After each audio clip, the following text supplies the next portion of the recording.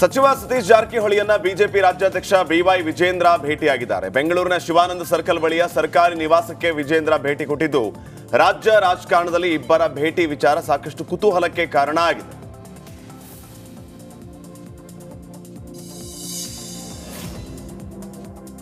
Channapatna by election ಅಖಾಡ ರಂಗೇರಿದೆ. Channapatna ticket ಕೈತಪ್ಪುವ ಆತಂಕ ಹಿನ್ನೆಲೆಯಲ್ಲಿ ದೆಹಲಿಯಲ್ಲಿ ಸಿಪಿ ಯೋಗೇಶ್ವರ್ ಟಿಕೆಟ್ಗಾಗಿ ಕಸರತ್ತು ನಡೆಸುತ್ತಿದ್ದಾರೆ. ಕರ್ನಾಟಕ ಭವನದಲ್ಲಿ ಅರವಿಂದ್ ಬೆಲ್ಲದ ಜೊತೆ ಚರ್ಚೆ ನಡೆಸಿದ್ದಾರೆ. ಬಳಿಕ ವರಿಷ್ಠರನ್ನು ಭೇಟಿಯಾಗಿ ಯೋಗೇಶ್ವರ್ ಮಾತುಕತೆ ನಡೆಸಲಿದ್ದಾರೆ.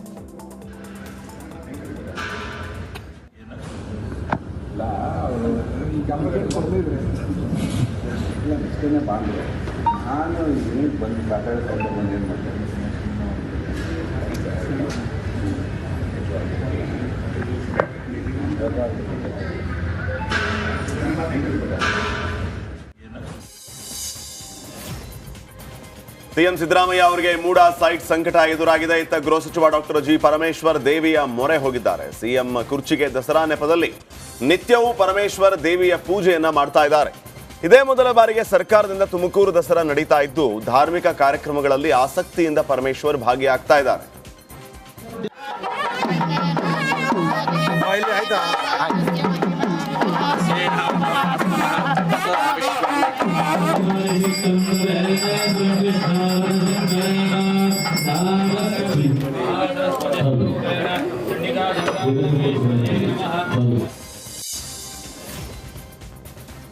ಬಳ್ಳಾರಿ ಜೈಲಿಗೆ ದರ್ಶನ್ ಪತ್ನಿ ವಿಜಯಲಕ್ಷ್ಮಿ ಆಗಮಿಸಿದ್ದಾರೆ. ದರ್ಶನ್ ಭೇಟಿಯಾಗಿ ಪತ್ನಿ ವಿಜಯಲಕ್ಷ್ಮಿ ದರ್ಶನ್ ಅವರ ಆರೋಗ್ಯ ವಿಚಾರಿಸಿದ್ದಾರೆ.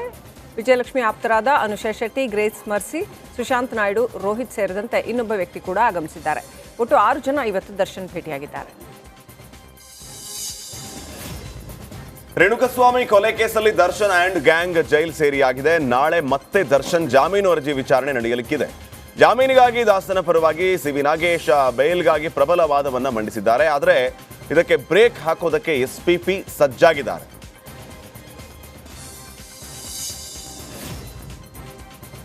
ಇಂದು ಡೆವಿಲ್ ಗ್ಯಾಂಗ್ನ ಪ್ರದೋಷ್ ಹಾಗೂ ಜಗದೀಶ್ ಜಾಮೀನು ಅರ್ಜಿ ವಿಚಾರಣೆ ನಡೀತಾ ಇದೆ. 57ನೇ ಸಿಸಿಎಚ್ ಕೋರ್ಟ್ನಲ್ಲಿ ಅರ್ಜಿ ವಿಚಾರಣೆ ನಡೆದಿದ್ದು ಜಗದೀಶ್ ಪರ ವಕೀಲ ರಂಗನಾಥ್ ರೆಡ್ಡಿ ವಾದ ಮಂಡಿಸಿದ್ರೆ ಇತ್ತ ಪ್ರದೋಷ್ ಪರ ಪರಶುರಾಮ್ ವಾದ ಮಂಡಿಸಿದ್ದಾರೆ. ಪ್ರದೋಷ್ ಜಗದೀಶ್ಗೆ ಜಾಮೀನು ಸಿಗುತ್ತಾ ಅಂತ ಕಾದು ನೋಡಿ. ನವರಾತ್ರಿಯ 5ನೇ ದಿನ ಅರಮನೆಯಲ್ಲಿ ಪೂಜಾ ಕೈಂಕರ್ಯ ನಡೆಸಲಾಯಿತು. 9 ದಿನಗಳ ಕಾಲ ನಿರಂತರವಾಗಿ ಪೂಜೆ ನಡೆಯಲಿದ್ದು ಇವತ್ತು ನಡೆದ ಪೂಜೆಯಲ್ಲಿ ಪಟ್ಟದ ಆನೆ ಕಂಚನ್, ನಿಶಾನೆ ಭೀಮಾ ಹಾಗೂ ಪಟ್ಟದ ಹಸು, ಪಟ್ಟದ ಕುದುರೆ ಭಾಗಿಯಾಗಿದ್ದವು. ಅರಮನೆ ಆವರಣದಲ್ಲಿರುವ ಕೋಡಿ ಸೋಮೇಶ್ವರ ದೇಗುಲದಲ್ಲಿ ಪೂಜೆ ನಡೆದಿದ್ದು ಮುತ್ತೈದೆಯರು ಕಳಸ ನೀರು ತಂದು ಪೂಜೆಯಲ್ಲಿ ಭಾಗಿಯಾದರು.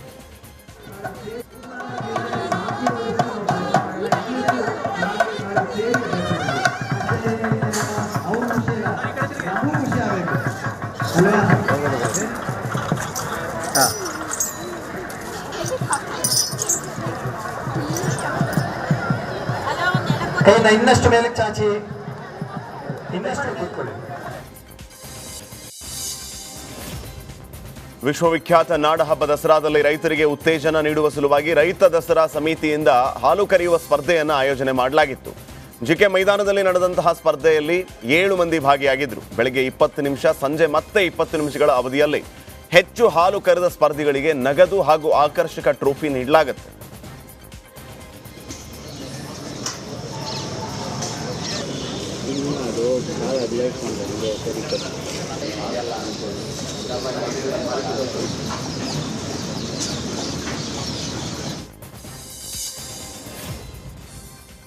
ಅರಮನೆ ಆವರಣದಲ್ಲಿ ನಡೆದ ಯೋಗ ಗುಚ್ಛ ನೃತ್ಯ ಕಾರ್ಯಕ್ರಮ ಗಮನ ಸೆಳೆದಿದೆ. ಮೈಸೂರಿನ ವಿವಿಧ ಯೋಗ ಸಂಸ್ಥೆಗಳ ಯೋಗಪಟುಗಳು ಹಾಗೂ ವಿವಿಧ ಶಾಲೆಯ ವಿದ್ಯಾರ್ಥಿಗಳು ಯೋಗ ನೃತ್ಯ ಪ್ರದರ್ಶನ ಮಾಡಿದರು.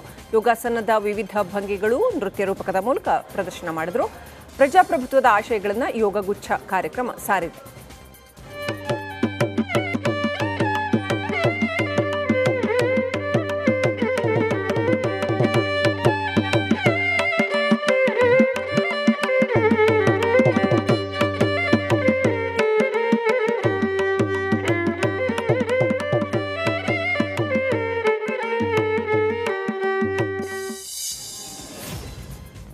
ತಿರುಪತಿಯಲ್ಲಿ ಲಡ್ಡು ವಿವಾದ ಜೋರಾಗಿತ್ತು. ಇದರ ಬೆನ್ನಲ್ಲೇ ಇದೀಗ ಬೆಂಗಳೂರು ಟಿಟಿಡಿಗೆ ತಿರುಪತಿ ಲಡ್ಡು ಸರಬರಾಜು ಆಗ್ತಾ ಇಲ್ವಂತೆ. ಕಳೆದ 3 ದಿನಗಳಿಂದ ಟಿಟಿಡಿಗೆ ಲಾಡು ಸಪ್ಲೈ ಆಗದೇ ಇರೋದ್ರಿಂದ ದೇವಸ್ಥಾನಕ್ಕೆ ಬರುವಂತಹ ಭಕ್ತಾದಿಗಳಿಗೆ ಲಡ್ಡು ಪ್ರಸಾದ ಸಿಗ್ತಾ ಇಲ್ವಂತೆ. ಆನೇಕಲ್ನ ಬನ್ನೇರ್ಘಟ್ಟ ರಾಷ್ಟ್ರೀಯ ಉದ್ಯಾನವನದಲ್ಲಿ ಸಫಾರಿ ವೇಳೆ ಪ್ರವಾಸಿಗರಿದ್ದ ಬಸ್ ಮೇಲೆ ಚಿರತೆ ಹತ್ತಿ ಆತಂಕ ಸೃಷ್ಟಿ ಮಾಡಿತ್ತು. ಈ ದೃಶ್ಯವನ್ನ ಹಿಂಬದಿಯಿಂದ ಬರ್ತಾ ಇದ್ದ ಮತ್ತೊಂದು ಸಫಾರಿ ವಾಹನದಲ್ಲಿದ್ದವರು ಚಿತ್ರೀಕರಣ ಮಾಡಿದ್ದಾರೆ. ರಿಪಬ್ಲಿಕ್ ಕನ್ನಡ ಸುದ್ದಿ ಬಿತ್ತರಿಸಿದ್ದೇ ತಡ ಅಧಿಕಾರಿಗಳು ಅಲರ್ಟ್ ಆಗಿದ್ದಾರೆ. ಇನ್ನು ಮುಂದೆ ಚಿರತೆ ಸಫಾರಿಗೆ ಹೋಗುವ ಮುನ್ನ ಚಾಲಕರು ಸೂಚನೆ ನೀಡಬೇಕು. ಬಸ್ ಒಳಗೆ ಎಂಟ್ರಿ ಆಗುವ ಮುನ್ನವೇ ಎಲ್ಲರೂ ಬಸ್ ಗ್ಲಾಸ್ ಕಡ್ಡಾಯ ಹಾಕಬೇಕು ಅಂತ ಜೈವಿಕ ಉದ್ಯಾನವನದ ಇಡಿ ಸೂರ್ಯಸೇನ್ ಸೂಚನೆ ನೀಡಿದ್ದಾರೆ.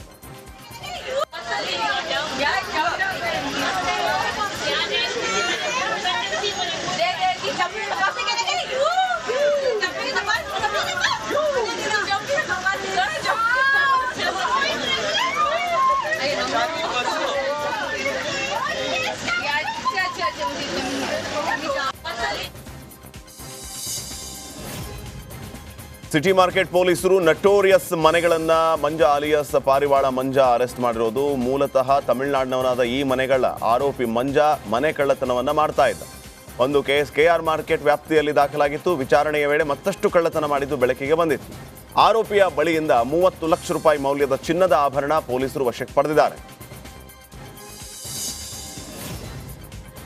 ಶಿವಮೊಗ್ಗ ನಗರದ ಗರುಡ ಲೇಔಟ್ ಬಳಿ ಪೊಲೀಸರ ಗುಂಡಿನ ಸದ್ದು ಕೇಳಿಬಂದಿದೆ. ಹಬೀವುಲ್ಲಾ ಅಲಿಯಾಸ್ ಅಮ್ಮು ಎನ್ನುವ ರೌಡಿ ಶೀಟರ್ ಕಾಲಿಗೆ ಪೊಲೀಸರು ಗುಂಡು ಹಾರಿಸಿದ್ದಾರೆ. ಬಂಧಿಸಲು ಹೋದ ಪೊಲೀಸರ ಮೇಲೆ ಹಬೀಬುಲ್ಲಾ ಹಲ್ಲೆಗೆ ಯತ್ನಿಸಿದ್ದಾನೆ. ಆತ್ಮರಕ್ಷಣೆಗೆ ಪೊಲೀಸರು ರೌಡಿ ಶೀಟರ್ ಕಾಲಿಗೆ ಗುಂಡು ಹಾರಿಸಿದ್ದಾರೆ.